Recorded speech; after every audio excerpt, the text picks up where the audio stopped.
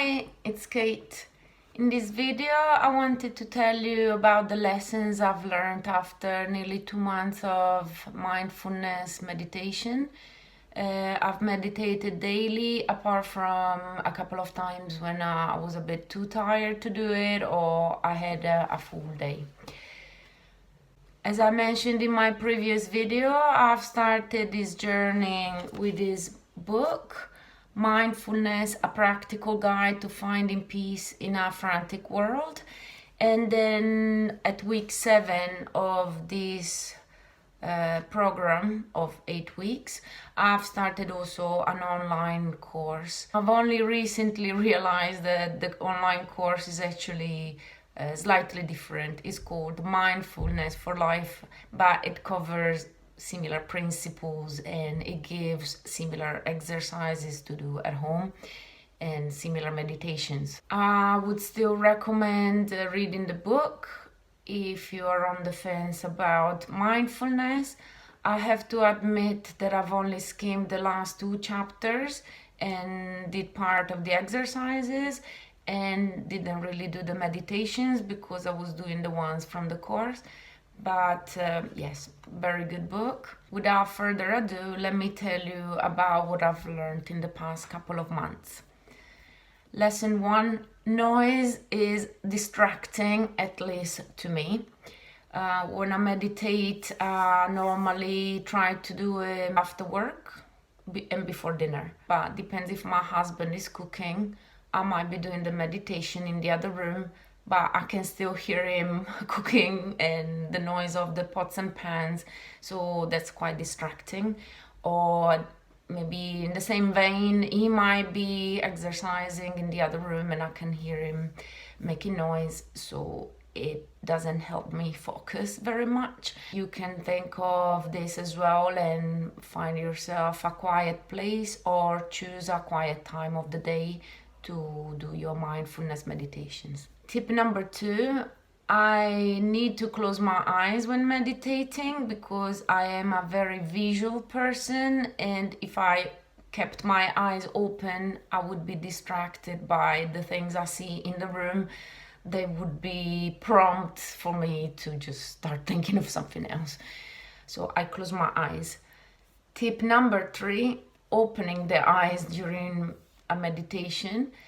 This is because sometimes the meditations are slightly longer, or maybe, for example, you do a body scan lying down and it normally makes you a little bit sleepy.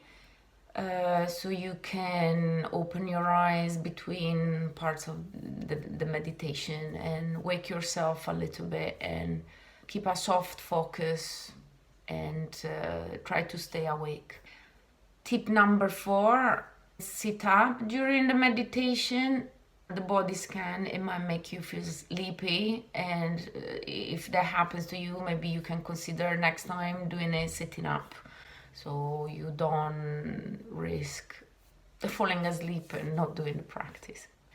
Tip number 5, you can change position during your meditation if you start to feel a little uncomfortable. You can try to make the movement mindful. That's still part of the practice. Tip number 6, you can do maybe shorter meditations. This is a personal preference. On the course, they gave us the assignment to do a 30-minute body scan, but I found it a little hard to incorporate in my day, so I chose a 15 minutes mindful meditation from one of the tracks suggested in the book. And I actually mentioned this during sort of a feedback session with another student on the course, and they realized that they were a bit too rigid about the practice, and they thought it's also a good idea to choose maybe a shorter meditation as long as we make it happen during our day. Tip number 7, I personally moved parts of my body during the body scan. The track, the meditation tells you that you don't need to make anything happen. But imagine you're concentrating on the toes of your left foot. They say if you don't feel any sensation, just register as a neutral sensation, nothing is happening. You don't need to do anything. But I prefer to actually wiggle my toes, for example, to have the sensation, so then I can focus on that. Otherwise, my mind might wander a bit more easily. Or, as I said in my previous video, maybe feeling the breath in my belly and in my chest helps me concentrate on something, so I don't lose my focus. But officially, you don't need to do this. Tip number 8, I'm trying to make this a routine, the mindfulness meditation, and to incorporate it in my day. So I choose a time of the day where it's always the same time, roughly. So if I have time after work, before dinner, or just after dinner, after my evening walk, I come back, I take my jacket off and I sit down on the sofa and I make it happen. Find a time where you know you will always be in the same place and do the meditation.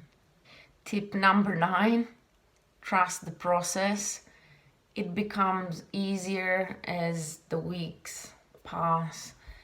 You will see the benefits later on. You just have to trust the process and keep it up. This is me for this week. I hope the tips were useful, and until next time, take care. Bye.